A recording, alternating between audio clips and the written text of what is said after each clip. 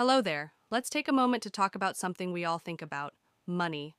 But what if I told you that doing well with money isn't necessarily about what you know, but more about how you behave? That's the beautiful and reassuring idea at the heart of Morgan Housel's book, The Psychology of Money. It's not a get rich quick manual or a dry textbook full of complex formulas. Instead, it's a gentle guide to understanding the stories we tell ourselves about money and how our own unique experiences shape our financial decisions.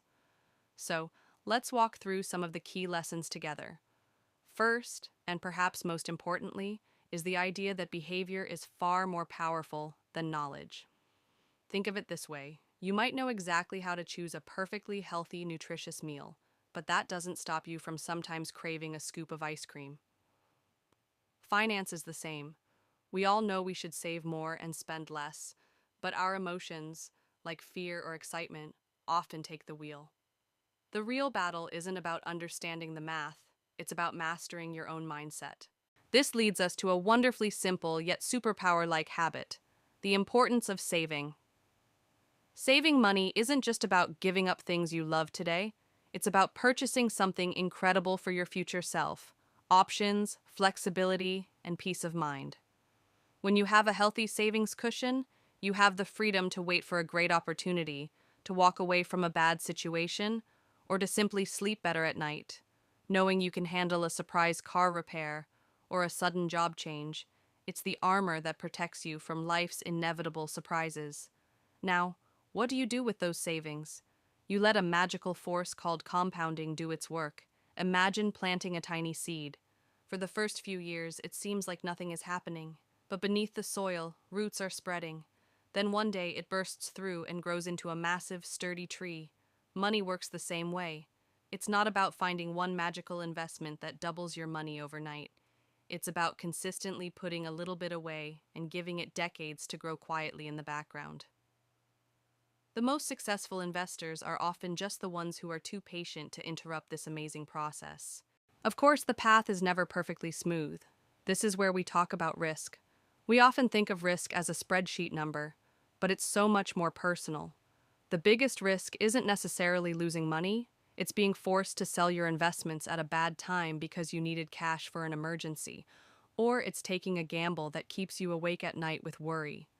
The best financial plan is one that allows you to stick with it through market ups and downs without panicking. It's one that fits your own comfort level, not someone else's. And we have to talk about the roles of luck and risk. We love to attribute someone's great wealth solely to their brilliant skill, and someone's poverty to their bad decisions.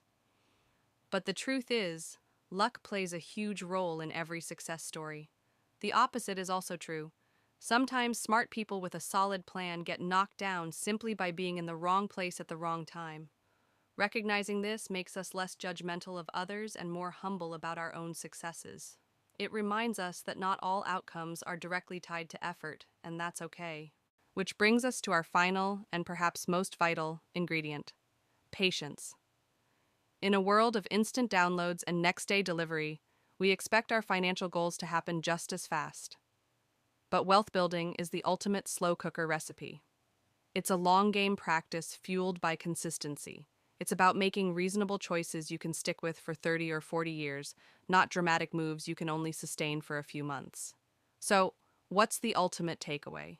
Doing well with money is a soft skill you can learn. It's not about having a high IQ or a finance degree. It's about being reasonable, patient, and humble.